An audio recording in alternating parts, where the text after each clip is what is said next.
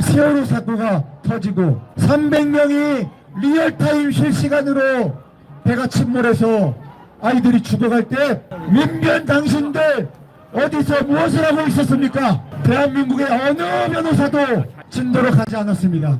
저는 당시에 연차가 어린 청년 변호사였습니다. 세월호가 침몰하는 걸 내 눈으로 보고 울고 또 울었어요. 아무도 안 내려가요. 누군가는 그 유가족들을 도와야 했을 겁니다. 딱 반나절 고민하고 밤에 진도로 내려갔습니다.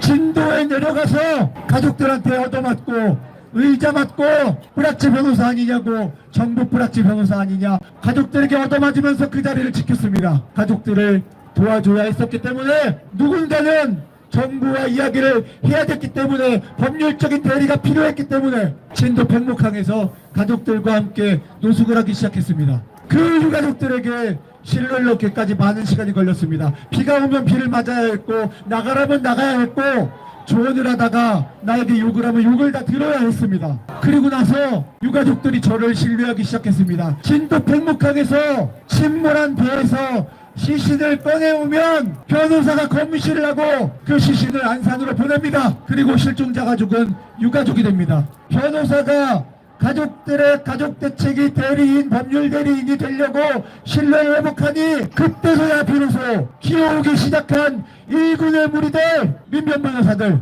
우리가 가족들을 도와주겠노라고 그렇게 숟가락을 얹고 기어들어오기 시작했습니다. 민변이 세월호 가족들을 대리하겠다고 이간질을 하고 유가족들에게 잘못된 허위 선동을 퍼뜨리기 시작했습니다. 배변호사를 대리인으로 정할지 민변을 대리인으로 정할지 회의를 해서 투표를 하자. 가족들과 노숙하면서 동거동락하고 두들겨 맞고 욕먹고 비 맞으면서 온갖 모욕당하고 그렇게 신뢰를 회복한 이 변호사를 가족들이 믿어줬습니다. 오직 힘들어하고 아파하는 희생자들을 도와주겠다는 그 마음 하나, 그거 하나로 4월부터 10월까지 6개월 동안 백목항에서 노숙한 게 잘못했습니까? 민변의 어떤 변호사가 그렇겠습니까? 당신들이 그러고서 정의와 인권을 이야기한다고요? 제가 세월호에서 가족들 대리하면서 수없이 받았던 모략과 음해, 제가 세월호에서 6개월 동안 본 것은 중국 반국가 세력입니다. 대한민국의 반국가 세력과 단체들은 세월호 사건이 해결되기를 원하지 않았습니다. 세월호 사건으로 박근혜를 탄핵해야 된다고 그때부터 탄핵 이야기가 나왔어요. 세월호 진도를 제2의 광주, 제2의 5.18로 만들어서 여기에서 유혈 사태가 일어나도록 해야 된다. 저에게 그렇게 얘기했습니다. 여기 와서 좌파 정치하지 마세요. 여기 와서 박근혜 탄핵의 탄자도 꺼내지 마라. 그 반국가 단체들하고 싸우기 시작합니다. 그 친구들이 내려와서 하고자 했던 게 유가족들을 돕는 게 아니었어요. 그 반국가 단체들이 백목항에 가서 박근혜 대통령 탄핵 집회, 퇴진 집회를 시작합니다. 사람의 죽음을 이용해가지고 정치적인 탄핵 집회를 하냐. 하지 마라. 나가라. 여기를 절대 투쟁을 접도록 해서는 안 된다. 가족들을 선동하고 또 선동하고 아이들의 죽음을 이용해서, 죽음을 활용해서 대한민국을 망가뜨리려는 그 무도한 반국가 세력, 제가 그게 세월호에서 6개월 동안 본 겁니다. 박근혜 대통령이 세월호를 고의로 침몰시켰다, 이렇게 선동을 합니다. 세월호가 침몰하고 매일매일 아침 저녁으로 아이들의 시신을 찾기 위한 수중수색을 합니다. 그래서 제가 바지 손에 올라갑니다. 수중수색을 하죠. 거기서 찾은 게 뭐냐? 세월호 CCTV 그리고 노트북 한 대를 찾아서 건져 올립니다. 복원시켰어요. 그랬더니 어떤 문건이 나왔느냐?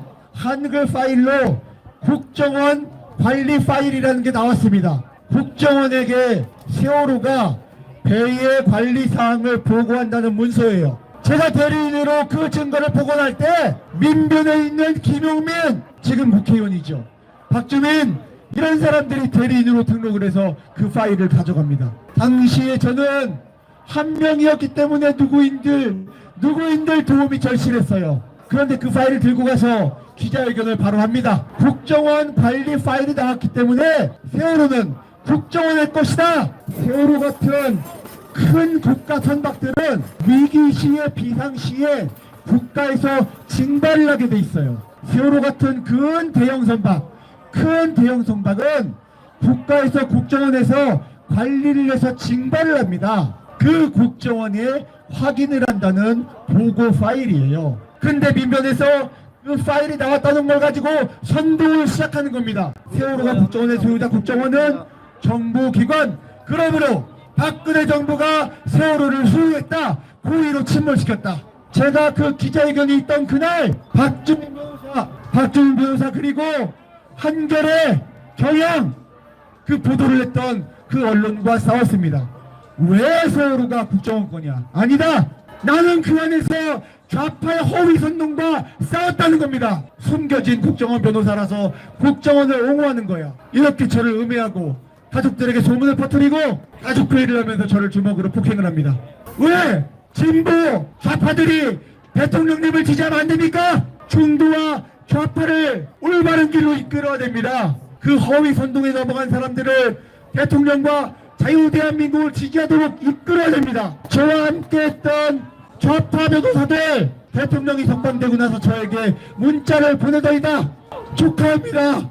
감동입니다. 저처럼 세월호를 변호했던 사람도 대통령을 지지한다. 자유대한민국을 염원한다. 부정선거 검증하라. 이야기를 하는 게 우리 변호사들에게 우파 변호사가 얘기하는 거랑 다른 영향을 끼친다고 얘기하고 싶은 겁니다. 대한민국에 있는 모든 진보단체들 민주노총 다 데리고 와서 진도팽목항을 다 점거해버리겠다. 이거를 해산하기 위해서 경찰들이 오면 유혈사태가 벌어지지 않겠냐. 이게 바로 제2의 5.18이다. 웃기는 소리 하지 말라고. 너네들이 뭔데 내가 여기서 가족들을 대리하고 있는데 가족들의 목숨을 이용해가지고 박근혜 대통령 탄핵 투쟁을 하는데 다 나가라고. 진도팽목항에서 박근혜 퇴진 집회, 탄핵 집회를 하지 못하게 된 겁니다. 어디로 달려갔을까요? 다 안산으로 달려갑니다. 안산엔 유가족이 있고 거긴 제가 없잖아요. 거기서 유경근이라는 정의당 당원 그 사람을 위원장으로 세우고 본격적인 반국가 반정부 활동들을 한 거예요. 거기서 세월호는 박근혜가 고의로 침몰시켰다. CCTV에서 고의 침몰에 관한 정황이 나온 것이 아무것도 없어요. CCTV 포렌식에 참여한 게 저와 김인성 교수님이라는 분이에요.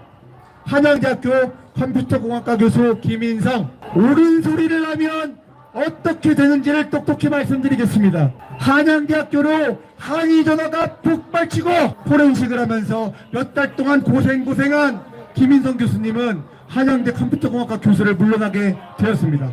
결국 10월 11월이 됐을 때 날씨가 추워지고 사건은 종결돼야 된다고 저는 생각을 했습니다. 당신은 추운 겨울에 수중수색을 들어가면 잠수사가 목숨의 위험에 처합니다. 객실이 붕괴돼서 무너진 거예요. 그래서 잠수사가 갇혔어요. 그건 죽음의 위협이에요. 다른 잠수사가 들어가서 붕괴된 격실을 뚫어가지고 잠수사 구해왔다는 거예요. 그런 목숨의 위협을 보고 어떻게 해야 되겠습니까? 제가 가족들한테 그랬습니다. 시신을 찾는 거잖아요. 살아있는 사람을 찾는 게 아니잖아요. 아이를 찾다가 잠수사가 죽습니다. 그만합시다. 어떤 반응이 있었을까요? 저 새끼 죽여라! 축출해라! 바지 선에 올라가서 수중수색을 들어가기를 무서워하는 청년 잠수사들, UDT, SSU, 그리고 민간 잠수사들. 들어가야 돼! 못 들어가요. 들어가면 내가 죽을 수도 있어. 못 들어가요. 자, 뒤에서 좌파 애들이 어떻게 했는지 아십니까? 저 새끼 밀어넣어! 총 쏴서 밀어넣어! 이게 인간들입니까? 이게 인간들이에요? 이 사람들은 사람의 탈을 쓴 악마구나! 대통령님 체포하러 들어가는 그날 공수처, 경찰, 대통령님은 총 들고 싸우지 말고 청년들 다치지 마라. 내가 들어가면 돼. 내가 공수처에 가고 내가 감옥에 들어가면 되고 내가 희생하면 되는 거야. 그런데 이성윤이라는 민주당 의원이 뭐라고 했습니까? 이놈들에게 국민들의 목숨 따위는 안주에도 없어요. 이놈들은요 오직 하나예요. 오직 하나. 대한민국을 선동해서 붕괴시키는 거, 그리고 이 나라를 북에 갖다 바치는 거. 이 반국가 단체들의 활동이라는 게 여러분들이 알고 있는 것, 상상하는 것 그 이상이라는 거예요.